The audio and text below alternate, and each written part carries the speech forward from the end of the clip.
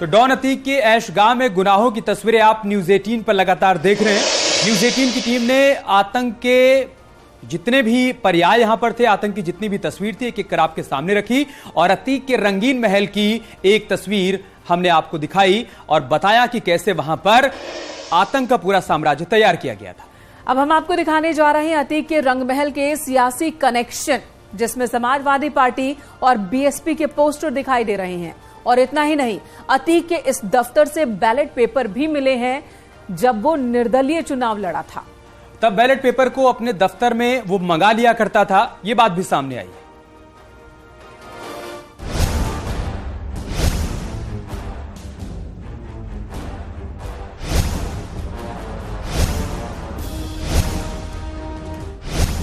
Don Atiq के रंगमहल में police की खुदाई के बाद कई राज खुल रहे हैं। न्यूज 18 की टीम जब अतीक के ऐशगाह में पहुंची तो कई चौंकाने वाले खुलासे हुए। तस्वीरें बता रही हैं कि अतीक अहमद अपने सियासी कनेक्शन भी इसी रंगमहल से बनाता था।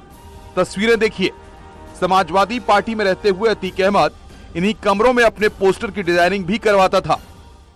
बाहुबली अतीक अहमद ने जराइम की दुनिया से सियासत में कदम रखा था और 3 दशक तक प्रयागराज यानी पुराने इलाहाबाद में अतीक अहमद का दबदबा था। अतीक अहमद का यह चुनावी कार्यालय है जिसे हम दिखा रहे हैं और इसी चुनावी कार्यालय से, अतीक अहमद के चुनावी कार्यालय से 74 लाख कैश और 10 असलहे बरामद हुए हैं, 112 कारतूस बरामद हुए।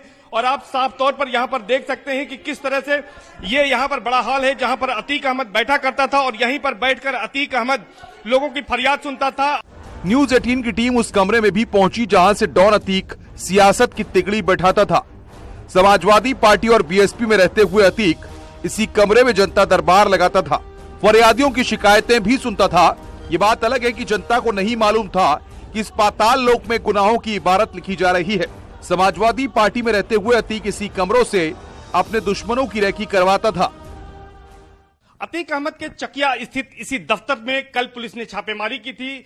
कैश अहमद और इसके साथ साथ राकेश कुमार को लेकर जब पुलिस यहां पर पहुंची थी तो सबसे पहले इसी कमरे में पहुंची थी। आप यहां पर देखिए कि यह अलमारी है और इस अलमारी से यहां पर पुलिस को कुछ कैश यहां से मिला था और इसके साथ ही साथ ये यहां पर देखिए कि किस तरह से अतीक अहमद जब समाजवादी पार्टी में हुआ करता था तो उसके तमाम लेटर पैड यहां पर हैं। आप देखिए कि यहां पर लेटर पैड भी यहां पर मिले हैं, तो तमाम लेटर पैड यहां पर मिले हैं। लेकिन ये कमरा है जिसका इस कमरे से और इस कमरे से, इन दोनों कमरों से यहां पर बरामदगी हुई है। अतीक के गुनाहों की फहरिस्त यहीं खत्म नहीं हुई। वो चुनाव जीतने के लिए हर हथकंडे अपनाता था। न्यूज 18 के हाथ वो बैलेट पेपर भी लगे हैं जब वो 2022 में फूलपुर से निर्दलीय चुनाव लड़ा था।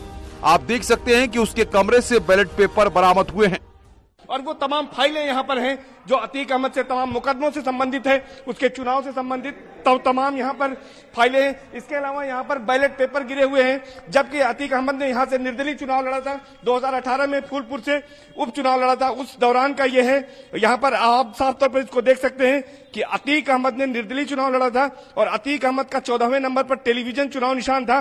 डॉन की कुंडली अब पुलिस खंगाल रही है। मंगलवार को इसी ऐशगाह से पुलिस को 74 लाख रुपए कैश और भारी मात्रा में हथियार बरामद हुए थे।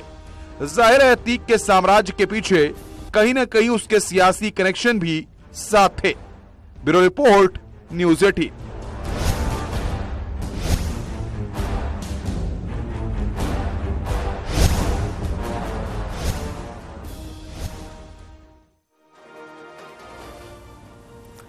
एक तरफ डॉन अतीक के साम्राज्य पर पुलिस का ताबड़तोड़ एक्शन हो रहा है, अतीक के करीबियों को गिरफ्तार कर पुलिस पूछताछ कर रही है। वहीं दूसरी ओर उमेश पाल शूटआउट कांड में अतीक की बेगम की तलाश भी तेज हो गई है। फरार शाइस्ता की तलाश पुलिस लगातार कर रही है, लेकिन वो हाथ आ नहीं रही है। पुलिस को शक है कि अतीक की पत्नी शाइस्ता विदेश भाग सकती है, इसलिए उसके खिलाफ लुकआउट नोटिस की तैयारी की जा रही है।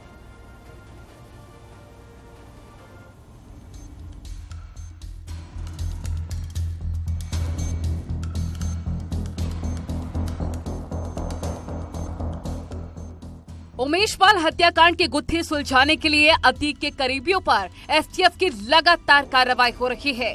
वहीं अतीक की बेगम की तलाश तेज हो गई है।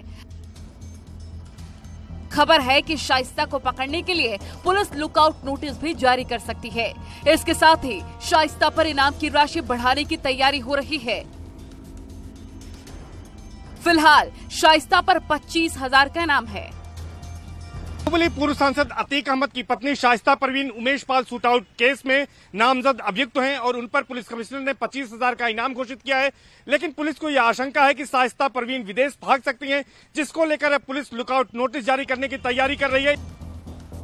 पुलिस को शक है कि जिस तरह से शाइस्ता परवीन ने फर्जी नाम और पते पर हथियार हासिल किए थे, उसी तर्ज पर वो पासपोर्ट भी हासिल कर सकती है और विदेश भागने की तैयारी भी कर सकती है। इसके साथ ही साथ पुलिस इस बात का भी पता लगा रही है कि कहीं शाइस्ता परवीन ने जिस तरह से फर्जी नाम और पते पर असलहे हासिल किए थे, उसी तरह से फर्जी पते पर कोई पासपोर्ट भी तो नहीं उन्होंने बनवाया है। इसकी भी जांच की जा रही है। इसके साथ ही साथ फरार 5 लाख के इनामी बेटे असद के बारे में भी पुलिस पता लगा रही है कि उसके क्या लोकेशन है। कुल मिलाकर आने वाले दिनों में शाइस्ता की मुश्किलें बढ़ सकती हैं। शाइस्ता की तलाश में एसटीएफ की लगातार छापेमारी चल रही है। पुलिस ने अतीक के पति को खोजने के लिए कौशाम्बी में गंगा के तेराई इलाके में सर्च ऑपरेशन चलाया। पुलिस ने अतीक के पति को खोजने के लिए कौशाम्बी में गंगा के तेराई इलाके में सर्च ऑपरेशन चलाया। गंसरी और उज्जैनी गंगा कछार में दबिश दी। इन इलाकों के मड़ैयों में भी तलाशी ली, क्योंकि तेराई इलाके में अतीक के बिरादरी के लोग रहते हैं। इसके अलावा उमेश पाल हत्याकांड में मंगलवार को पकड़े गए अतीक के 5 करीबी नियाज अहमद, मोहम्मद सजर, कैश अहमद, राकेश कुमार और अरशद कटरा की पेशी हुई, जहां से कोर्ट ने पांचों को 14 दिन की न्यायिक हिरासत में जेल भेज दिया। इस बीच ईडी अब अतीक और उसके गैंग पर सख्त शिकंजा कसने की तैयारी कर रही है। सूत्रों की माने तो इस केस में ईडी भी कार्रवाई कर सकती है। ईडी के रडार पर लखनऊ, प्रयागराज सहित कई अलग अलग शहरों में स्थित करीब 100 करोड़ की प्रॉपर्टी है। जांच एजेंसी जल्दी ही इन संपत्तियों पर अटैक कर सकती है। उत्तर प्रदेश के बाहुबली नेता रहे अतीक अहमद के खिलाफ जल्द ही केंद्रीय जांच एजेंसी ईडी यानी प्रवर्तन निदेशालय के द्वारा एक बड़ी कार्रवाई को अंजाम दिया जा सकता है। हालांकि अतीक अहमद की बात करें तो पिछले काफी समय से वो गुजरात स्थित जेल में कैद है और वो सुप्रीम कोर्ट के ऑर्डर के बाद वो साल 2009 में ही गुजरात स्थित जेल में उनको शिफ्ट किया गया था। लेकिन जिस तरह से इस मामले में अतीक अहमद और उससे जुड़े हुए उनके परिवार के कई सदस्यों के खिलाफ जांच एजेंसी के द्वारा कार्रवाई चल रही है, कुछ नए अपडेट्स मिले हैं, कुछ नए इनपुट्स मिले हैं, उसी के आधार पर यह जानकारी मिली है तकरीबन 100 करोड़ से ज्यादा का जो आर्थिक साम्राज्य है उसको ध्वस्त करने की तैयारी अब ईडी के द्वारा की जा रही है। फिलहाल अतीक और उसके करीबियों की अब शामत आने वाली है, क्योंकि सरकार का दावा है कि प्रदेश में माफिया राज अब बर्दाश्त नहीं होगा। Bureau report, news 18।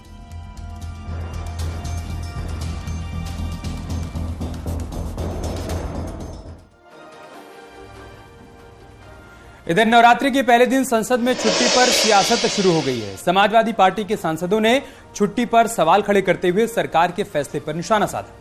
Samajwadi party के सांसद एसटी हसन और शफीकुर रहमान बर्क ने नवरात्रि और अगादी पर छुट्टी के बाद रमजान की भी छुट्टी की मांग की है, जिसके बाद बीजेपी नेताओं ने समाजवादी पार्टी पर हल्ला बोला है।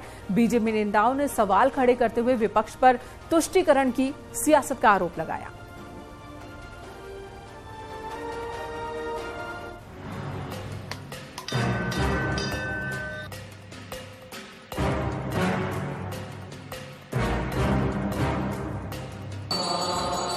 देश में हिंदू नववर्ष पर संसद के दोनों सदनों में छुट्टी कर दी गई। संसदीय इतिहास में पहली बार हिंदू नववर्ष के मौके पर सदन में अवकाश रहा। लेकिन समाजवादी पार्टी को इस छुट्टी पर ऐतराज है। मुरादाबाद से समाजवादी पार्टी के सांसद ने हिंदू नववर्ष की छुट्टी पर सवाल खड़े किए और रमजान की छुट्टी की मांग की, जिसके बाद बीजेपी ने समाजवादी पार्टी पर हमला बोल दिया। हम सब धार्मिक लोग हैं, अपने पैदा करने वाले की इबादत पूजा किया करते हैं। नवरात्र में भी पूजा की जाती है, लेकिन हमें एतराज इस बात से है कि उसका राजनीतिकरण नहीं होना चाहिए। अगर आज की छुट्टी की गई है तो कल रमजान भी आ रहे हैं, उसकी भी एक दिन की छुट्टी होनी चाहिए। अकल के पैदल लोग इस तरह के, इनको ये नहीं मालूम कि आज जो है वो हिंदुस्तान का नववर्ष है, हिंदू नववर्ष नहीं है, ये हिंदुस्तान का नववर्ष है। ये काम बहुत पहले होना चाहिए था। हर दुनिया के हर देश, चाइना का देखिए अपना नववर्ष है, दुनिया के और देशों के अपने अपने नए साल होते हैं, और आज हिंदुस्तान का नववर्ष है, तो ये तो सबको गर्वान्वित करने वाली बात है। इस पे भी जो है वो कुछ लोग जो है विलाप मंडली में लगे हुए हैं। एसटी हसन की मांग पर बवाल मचा ही था कि शफीकुर रहमान बर को नए साल की छुट्टी पर ऐतराज हो गया, जिसके बाद बीजेपी ने समाजवादी पार्टी पर सवाल खड़े कर दिए। सवाल तो उठता है, लेकिन ये बात इनको सोचनी चाहिए कि इस पर उंगली उठेगी। ठीक है, कल को बंद कर देते, कल भी जैसा रोज बंद हो रही है कल भी बंद हो सकती थी, लेकिन इसने उसको छुट्टी में बदल दिया उसका क्रेडिट हासिल करने के लिए, और कोई बात नहीं इनका। जो लोग सड़कों पर नमाज अदा करवाते रहे हों, जिन लोगों ने देश भर में तमाम अवैध मस्जिदों को बनवा दिया हो, और कांग्रेस के बड़े नेता कपिल सिब्बल अभी हाईकोर्ट में बनी हुई एक अवैध मस्जिद की भी जिस प्रकार से वकालत कर रहे हैं, आप लोगों ने देखा होगा, तो ये इन लोगों से उम्मीद भी क्या की जा सकती है। निश्चित रूप से अध्यात्म ही शांति देता है, और जिस प्रकार से जो अपराध या जो जिसकी भी बात कर रहे हैं, उसके लिए आपने देखा ही होगा कि बाबा का बुलडोजर तो घूम ही रहा है। समाजवादी पार्टी ने संसद में छुट्टी को नवरात्र से जोड़कर बखेड़ा खड़ा कर दिया, लेकिन ये भूल गए कि आज हिंदू नववर्ष के साथ उत्तर भारत में नवरात्र का पहला दिन है। कर्नाटक में नए वर्ष के रूप में उगादी मनाई जा रही है। महाराष्ट्र, गोवा और आंध्र प्रदेश में गुड़ी पड़वा की धूम है। आज ही मणिपुर में सजीबू चेरा ओबा मनाई जा रही है। जब देश के अलग अलग राज्यों में आज बड़े पर्व मनाए जा रहे हैं तो छुट्टी बनती है, लेकिन समाजवादी पार्टी को इसमें सियासत दिखाई दे रही है। वहीं कांग्रेस ने भी रमजान की छुट्टी पर दबे जुबान समर्थन किया, जिसके बाद बीजेपी ने निशाना साधा। नवरात्र के लिए नहीं की, उन्होंने घोषणा आजादी त्योहार के लिए की थी, और मैं सोचता हूं अगर इसके लिए भी करते बहुत अनुचित नहीं होता। हमको सबको एक दूसरे से बातचीत करके एक दूसरे की भावनाओं का आदर करना चाहिए। हिंदू सदस्य मुसलमानों के धर्म के लिए कहें, त्योहार के लिए कहें, और मुसलमान हिंदू धर्म के लिए कहे, यही भारत की ताकत और संस्कृति है। पूरा देश दक्षिण में कोई युगादि मना रहा है, उत्तर में नवरात्रे मना रहा है, कोई नववर्ष संवत मना रहा है। ऐसे बयान देकर भारत की पुरातन संस्कृति का अपमान किया जा रहा है। ये भारत के नववर्ष हैं और पूरा देश अलग अलग तरीके से उसे मनाता है। इन सभी पर्वों को देखते हुए लोकसभा और राज्यसभा के सांसदों ने अवकाश की मांग की, जिसे स्पीकर ने मान लिया, जिसके बाद विपक्षी नेताओं ने रमजान पर छुट्टी की सियासत शुरू कर दी। Bureau report, news 18।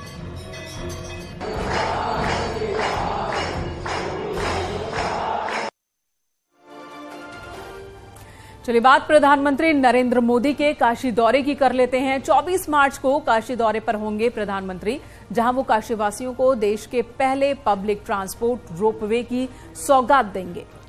PM Modi इस रोपवे का शिलान्यास करेंगे। इस रोपवे की ट्रॉली की एक्सक्लूसिव तस्वीरें हम आपको दिखा रहे हैं। जब ट्रॉली बनकर सामने आएगी तो हूबहू ऐसी ही नजर आएगी, और इसी का शिलान्यास करने के लिए, इस प्रोजेक्ट का शिलान्यास करने के लिए प्रधानमंत्री मोदी 24 तारीख को बनारस पहुंच रहे हैं।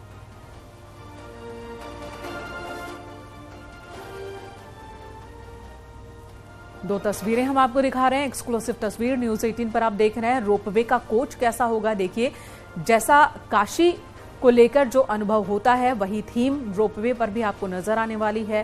कोच भी कुछ उसी तरह से तैयार किए गए हैं, रंग इसका इसी तरह का रखा गया है जो कि बनारस को रिप्रेजेंट करता हो, बनारस के रंग को रिप्रेजेंट करता हो।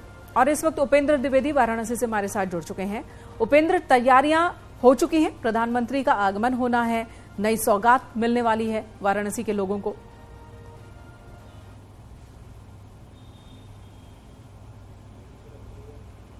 बिल्कुल, देखिए सबसे पहले ये जानना जरूरी हो जाता है कि ये जो कितनी बड़ी सौगात है और काशी वासियों के लिए इस सौगात का मतलब क्या है।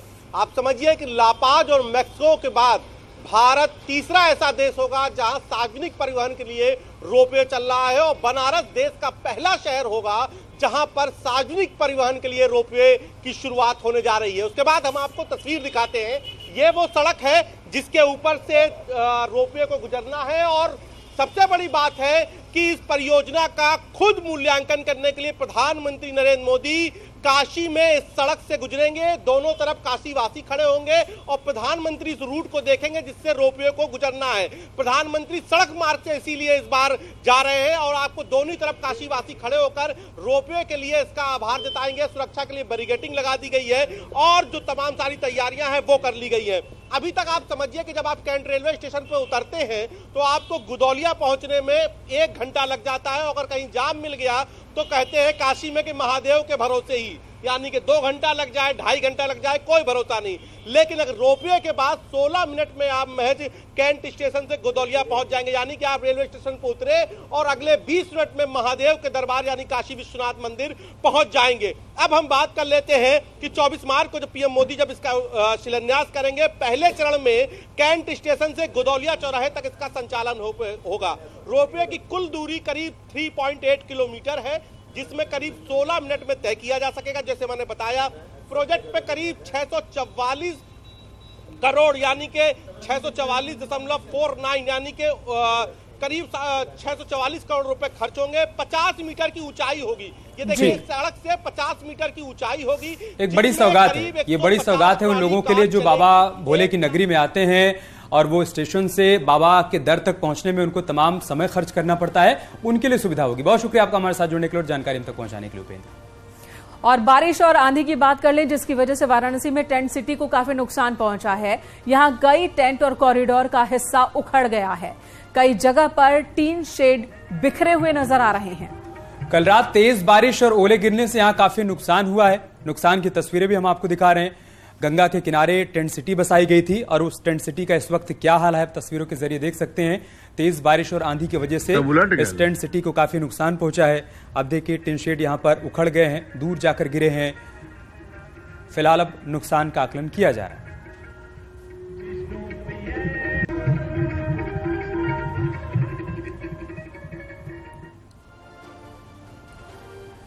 सहारनपुर में राज्य मंत्री कुंवर बृजेश सिंह ने मंच से समाजवादी पार्टी को खुली धमकी दे दी।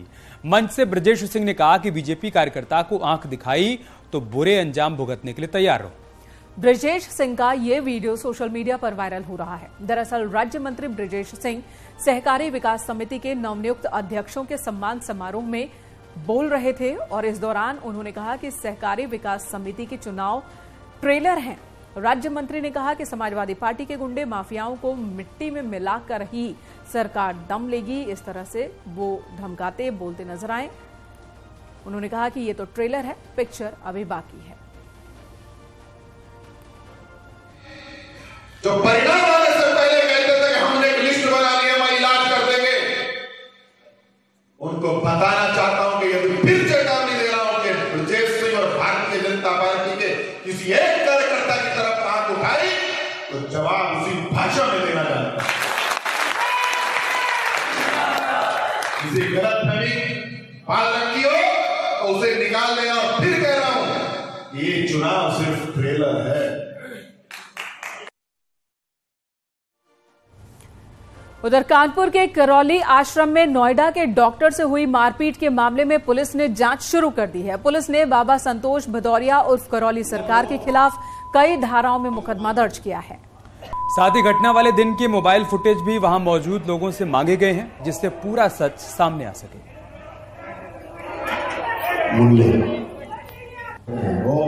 आपको बता दें, कानपुर में करौली बाबा के आश्रम में एक डॉक्टर पहुंचे थे। नोएडा के डॉक्टर जिन्होंने बाबा को चमत्कार दिखाने के लिए कहा, जो एक वीडियो वायरल हो रहा है जिसमें दावा है अब डॉक्टर का कि इसी बातचीत और विवाद के बाद बाबा के लोगों ने उन्हें एक दूसरी जगह पर लेकर गए और उनके साथ मारपीट की है। लोहे के रॉड से उन्हें मारा गया है, जिसकी वजह से उनके सर पर और उनके चेहरे पर चोट लगी है कई जगहों पर। और पुलिस ने इस मामले में अब केस दर्ज कर जांच शुरू कर दी है, क्योंकि डॉक्टर ने एफआईआर दर्ज करवाई है। नोएडा से आए एक चिकित्सक ने बिद्रोह थाने में अभियोग दर्ज किया है कि उनके साथ दुर्व्यवहार हुआ और उनके साथ मारपीट हुई, उन्हें गालियां दी गई। हमने 323, 325 और 504 में मुकदमा दर्ज किया है और उसकी हम विवेचना कर रहे हैं। तो वहाँ पे उपलब्ध सीसीटीवी फुटेजेज को कलेक्ट करने का भी प्रयास किया जा रहा है। हालांकि चूंकि ये मामला लेट दर्ज किया गया और डॉक्टर साहब ने रिपोर्ट भी बहुत देरी से की है, तो सीसीटीवी फुटेजेज का अवेलेबल होना संभव नहीं हो पा रहा है। लेकिन तमाम ऐसे लोग हैं जिन्होंने अपने अपने मोबाइल हैंडसेट में इसके वीडियो बनाए हैं। 3-4 वीडियो हमें उपलब्ध भी हो गए हैं। बाकी और भी हम लोगों से अपील कर रहे हैं कि जिनके पास भी इस तरह के वीडियो हमें उपलब्ध कराएं। देश भर में आज मां दुर्गा की आराधना हो रही है। चैत्र नवरात्र के पहले दिन देश भर के शक्तिपीठों में मां शैलपुत्री की पूजा अर्चना हो रही है। वहीं आज सीएम योगी आदित्यनाथ भी शक्ति पूजा में विलीन दिखे। बलरामपुर में शक्तिपीठ देवीपाटन में सीएम योगी ने मंदिर की परिक्रमा की, विधि विधान से मां के दरबार में पूजा अर्चना की और इसके बाद गायों के चारा भी खिलाया गायों को। साथ ही मुख्यमंत्री ने महिलाओं से संवाद भी किया।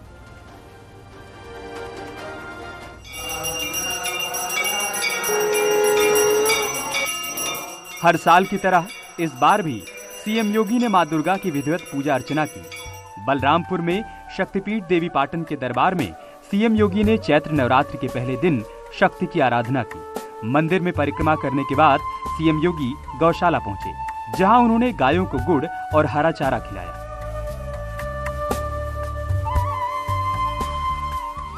इसके बाद सीएम ने महिलाओं की सुरक्षा, स्वावलंबन और सम्मान को लेकर जागरूक करने वाली रैली को हरी झंडी दिखाकर रवाना किया। महिला सुरक्षा, महिला स्वावलंबन और नारी सम्मान, यानी सुरक्षा, स्वावलंबन और सम्मान के थीम को लेकर के यात्राएं प्रारंभ की गई हैं। आज यहां पर मुझे आदिशक्ति मां भगवती के इस पावन धाम से बुंदेलखंड के ललितपुर के लिए प्रस्थान कर रही इस यात्रा को शुभारंभ करते हुए अत्यंत प्रसन्नता की अनुभूति मुझे हो रही है। सीएम योगी ने मिशन शक्ति को आगे बढ़ाते हुए बलरामपुर से ललितपुर तक की रैली को हरी झंडी दिखाई। इस दौरान सीएम योगी ने महिलाओं से संवाद किया और नवरात्रि की शुभकामनाएं दी। सीएम योगी जब भी किसी सभा में जाते हैं, बच्चों के प्रति प्यार अक्सर देखने को मिलता है। यहाँ उन्होंने बच्चों को दुलार किया, साथ ही स्कूली छात्राओं को अपने पास बुलाकर बातचीत की। सीएम से मिलकर बच्चे काफी खुश दिखाई दिए। पूछे बेटा किस क्लास में पढ़ते हैं, हमने बोला 6 में पढ़ते हैं। हमने कहा आपने उन्हें पूछा कि कहाँ रहते हो, तुमने पूछा यहीं रहते हैं। बस और कुछ नहीं पूछा। कैसा लगा मुख्यमंत्री से? बहुत अच्छा लगा हमें। खुशी हुई? हाँ बहुत खुशी हुई। हम मिलना उनसे चाहते थे। अच्छा। हमारे पापा ने हमें बचपन से सिखाया कि तुमको उन्हीं से मिलाएंगे। हम मिल लिए उनसे, आज बहुत अच्छा लगा। आज पूरा मेरा मन खुश है। सीएम योगी ने महिला सुरक्षा और सशक्तिकरण को लेकर 2020 में मिशन शक्ति की शुरुआत की थी। उस समय भी बलरामपुर से मिशन की शुरुआत की गई थी। आज एक बार फिर सीएम योगी ने नवरात्र के मौके पर महिलाओं के सम्मान से जुड़ी रैली को आगे बढ़ाया। न्यूज़ 18 के लिए बलरामपुर से सर्वेश सिंह की रिपोर्ट।